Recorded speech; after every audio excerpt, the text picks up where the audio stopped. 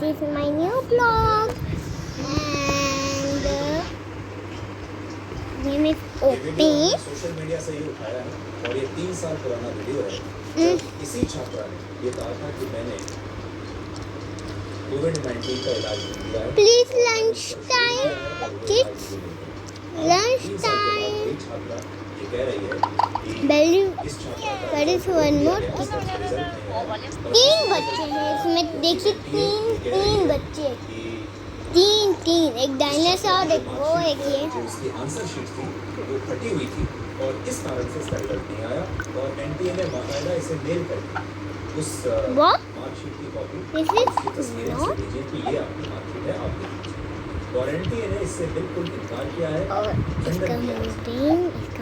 अब इसी छात्र की तरह हमारे देश में और भी कई छात्र और भी कई छात्रों की ये कहानियां सोशल मीडिया पर वायरल हो रही हैं। बहुत सारे छात्र अपनी अपनी कहानियां बनाकर वीडियो बनाकर सोशल मीडिया पर डाल रहे हैं, जिसमें से एक कहानी है भोपाल की निशिता सोनी।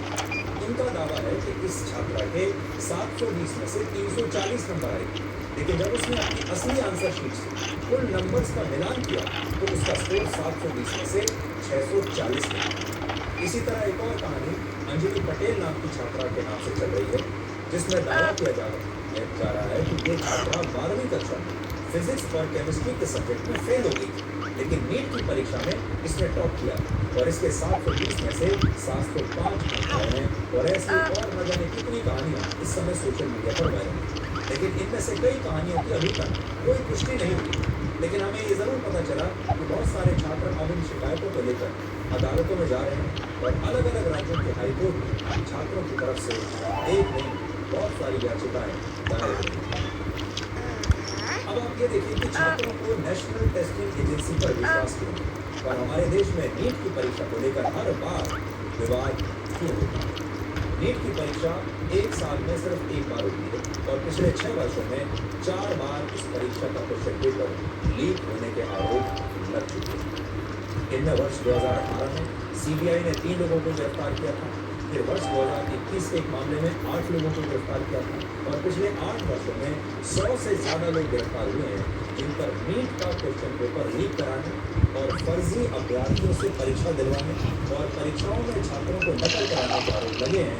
और यही वजह है इन सारी घटनाओं की वजह से नेशनल टेस्टिंग एजेंसी की विश्वसनीयता पर अब हमारे देश में लगातार सवाल उठे हैं, जबकि ये कोई बहुत पुरानी एजेंसी भी नहीं है। इस एजेंसी की स्थापना 6.5 वर्ष पहले नवंबर 2017 में हुई थी और इस एजेंसी ने पहली नीट की परीक्षा का आयोजन पहली बार 5 वर्ष पहले 2019 में किया। एनटीए से पहले भी हमारे देश के मेडिकल कॉलेजों में दाखिले के लिए परीक्षा हुई थी और ये परीक्षा के समय सीबीएसई बोर्ड करवाता था और उस समय भी इस परीक्षा में धांधली के आरोप ऐसे ही रखे।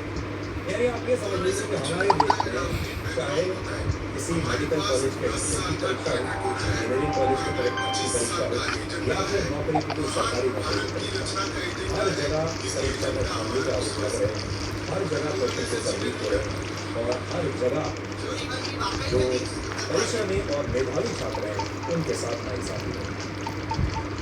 अब देखिए, नीट की परीक्षा आने से पहले जब हमारे देश में all India pre medical test होता था, ये थोड़ा पुरानी बात है, तो 2015 में इसका क्वेश्चन पेपर लीक हुआ और तब ये परीक्षा दोबारा से कराई गई थी और उस समय सीबीएसई बोर्ड को लेकर भी कई सवाल उठे और ये भी कहा गया कि सीबीएसई बोर्ड इन परीक्षाओं को कराने के लिए सक्षम नहीं है। और इसी के बाद मोदी सरकार ने नेशनल टेस्टिंग एजेंसी बनाई, एक अलग एजेंसी बनाई और अब इस एजेंसी को लेकर भी सवाल उठ रहे हैं। और यहाँ बात सिर्फ मोदी सरकार की नहीं, नीट जैसी परीक्षाओं में यूपी की सरकार में भी और वर्ष 2006 के एक मामले में सीबीआई को जांच जिससे पता चलता है कि हमारी सरकारों में चाहे सरकार किसी भी परीक्षा के तरीके बदल कर देखिए, इन परीक्षाओं की एजेंसी बदल कर देखिए, लेकिन इसके बावजूद ना कोई लीकेज रुकी और ना ही नतीजे बदले। अब भी वैसा ही सब हो रहा। इसका सबसे बड़ा कारण यह है कि हमारे देश में ऐसी तमाम परीक्षाएं ऑफलाइन होती है और ऑफलाइन परीक्षाओं में धांधली की संभावना ज़्यादा है। क्योंकि ऐसी परीक्षाओं में क्वेश्चन पेपर को पूरे देश में अलग अलग शहरों में दिया जाता है और अगर इस पूरी कड़ी में एक भी व्यक्ति बीच में बेईमान निकला तो इस परीक्षा का क्वेश्चन पेपर आसानी से लीक हो जाता है। हालांकि इस बार मामले के जो आरोप लग रहे हैं उन्हें नेशनल टेस्टिंग एजेंसी के चेयरमैन सुबोध कुमार सिंह ने खुद मीडिया के सामने आकर गलत बताया। 1565 बच्चों का उन्होंने वो किया, तो इनके जो मार्क्स रिवाइज होते थे, कई बच्चों के मार्क्स जैसे नेगेटिव में थे, नेगेटिव से नेगेटिव में ही रहे, -20 रहे, और कुछ बच्चों के मतलब चौथा साइड में आ गए, और इनका जो 1565 का है उसमें से 790 बच्चे थे, 790 बच्चे मतलब उनका जो परसेंटेज है 50.54%, जबकि जो टोटल जो 23,33,000 बच्चे अपीयर हुए थे उसमें से 13,16,000 बच्चे क्वालिफाई किए, उनका परसेंटेज 56%।